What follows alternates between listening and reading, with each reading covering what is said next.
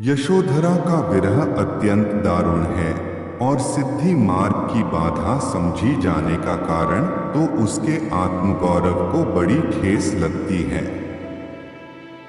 परंतु वह नारीत्व को किसी भी अंशहीन मानने को प्रस्तुत नहीं है। वह भारतीय पत्नी है, उसका अर्धांगी भाव सर्वत्र मुखर है, उसमें मेरा भी कुछ होगा जो कुछ तुम पाओगे। सब मिलाकर यशोधरा आदर्श पत्नी, श्रेष्ठ माता और आत्मगौरव संपन्न नारी है।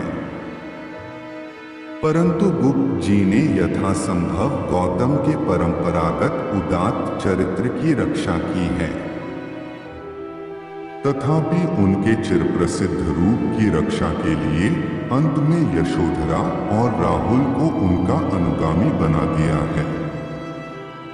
प्रस्तुत काव्य में वस्तु के संघटक और विकास में राहुल का संधिक महत्व है। यदि राहुल सा लाल गोद में न होता तो कदाचित यशोधरा मरण का ही वरण कर लेती, और तब इस यशोधरा का प्रणयन ही क्यों होता। यशोधरा काव्य में राहुल का मनोविकास अंकित है। उसकी बाल सुलभ चेष्टाओं में अद्भुत आकर्षण है। समय के साथ साथ उसकी बुद्धि का विकास भी होता है, जो उसकी उक्तियों से स्पष्ट है। परंतु यह सब एकदम स्वाभाविक नहीं कहा जा सकता। कहीं कहीं तो राहुल प्रौढ़ों के समांतर युक्तिपूर्वक वार्तालाप करता है, जो जन्मजात प्रतिभा संपन्न बालक के प्रसंग में भी निश्चय ही अतिरंजना है। यशोधरा एक चरित्र प्रधान काव्य है। इस ग्रंथ की रचना का उद्देश्य ही उपेक्षिता यशोधरा के चरित्र को उभारना है। काव्य के नामकरण से ही सिद्ध हो जाता है कि यशोधरा ही इस काव्य की प्रमुख पात्र है। उसी की करुण गाथा को गूंथने के उद्देश्य से गुप्त जी ने इस काव्य की रचना की है। इन पंक्तियों से इस बात का ज्ञात हो जाता है कि यशोधरा के विरहिणी रूप पर भी कवि ने ज्यादा प्रकाश डाला है। विरहिणी गोपा रात दिन आंसू बहाती है। उसे जान पड़ता है कि उसका जन्म केवल रोने के लिए हुआ है।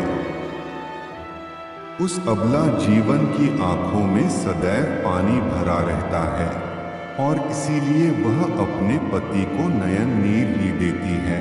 राहुल के सामने रोने से राहुल को कष्ट होता है, इसीलिए वह उसके सो जाने के बाद ही जी भरकर क्रंदन करती है। इस प्रकार वह रोते रोते रात काटती है। उसके नेत्रों से नींद सदा के लिए विदा हो गई है। गौतम बुद्ध के चले जाने पर यशोधरा अपने पूर्वा राग को स्मरण करती हुई कहती है, प्रियतम, तुम श्रुति पथ से आए, तुम्हें हृदय में रखकर मैंने अधर पाट लगाए। उन्माद की स्थिति में यशोधरा जाओ मेरे सिर के बाल कहकर अपने केशों को काट डालती है और राहुल को अपने बाहुपाश में इतने जोर से जकड़ लेती है कि उसका दम घुटने लगता है। वास्तव में वियोग का दुख जब अग्राह्य हो जाता है, वह अपने वनमाली को बुलाती है, वह भी जल्दी, क्योंकि उसे भय है कि कहीं आंखों का पंछी उनके आने से पूर्व ही न उड़ जाए। किंतु गोपा को तुरंत ही बोध होता है कि स्नेह तो जलने के लिए बना है और यह देह सब कुछ सहने के लिए बनी है। यशोधरा के आंसू इतने मूल्यवान हैं कि शुद्धो धन उन्हें लेकर मुक्ति मुक्ता तक छोड़ने को तैयार है। विरहिणी यशोधरा व्रत रखती है, फटे पुराने वस्त्र पहनती है। इस प्रकार राजभोग से वंचित यशोधरा केवल गौतम की चिंता में जी रही है। न जाने कितनी बरसातें बीत गई पर गोपा के दिन नहीं फिरे। वह ऊष्मासी ठंडी सांसें भरती दुख से सुख का मूल्य आंकती है। उसे विश्वास है कि उसके खलने वाले दिन अवश्य कट जाएंगे और खेलने वाले दिन अवश्य आएंगे, और तब वह एक दिन प्रभु का दर्शन अवश्य कर पाएंगे। इसीलिए वह कभी कभी अपने नयन को व्यर्थ व्याकुल होने से मना करती है, क्योंकि उसे ऐसा लगता है कि इस रोने में भी कुछ नहीं रखा है। अनुरागिनी के रूप में यशोधरा का चरित्र निखर उठा है। उसके चरित्र की विशेषता यह है कि वह अनुरागिनी होते हुए भी मानिनी है। वह अपने पति से जितना अनुराग रखती है उतना भी मान रखती है। वास्तव में वह मीरा की भांति अपने पति परमेश्वर की उपासिका है। वैष्णव भक्ति में मान, दर्प, उपालंब आदि को महत्वपूर्ण स्थान दिया गया है। यशोधरा का भी कथन है, भक्त नहीं जाते कहीं, आते हैं भगवान। यशोधरा के अर्थ है अब भी अभिमान इसी निज राजभवन में। यशोधरा का जननी रूप उसके अनुरागिनी रूप से भी अधिक मुखरित है। पति से वियुक्त नारी का एकमात्र संबल उसका पुत्र होता है। यशोधरा की मलिन बुद्धि का लाल, उसके शरीर का अनुराग, आंखों का अंजन, विपत्ति का सहारा, जीवन्या का खिबया, दुखिनी का सुख उसका भया, उसका राजा सभी कुछ राहुल है। यदि गौतम ने उसके इस अवलंब को भी छीन लिया होता तो वह भी श्री गोविंद वल्लभ पंत के नाटक वरमाला की नायिका वैशालिनी की तरह दर दर जंगलों की खाक छानती फिरती।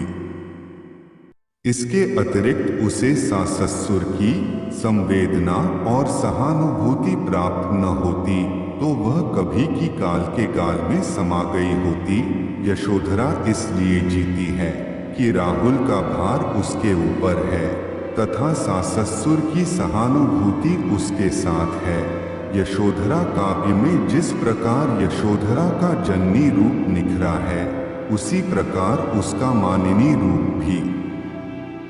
जब भगवान बुद्ध ज्ञान प्राप्त करके मगध आए तब शुद्धो धन और महाप्रजापति यशोधरा को बहुतेरा समझाते हैं कि उसे अपने पति के दर्शन के लिए प्रस्तुत होना चाहिए, किंतु वह इसके लिए प्रस्तुत नहीं होती।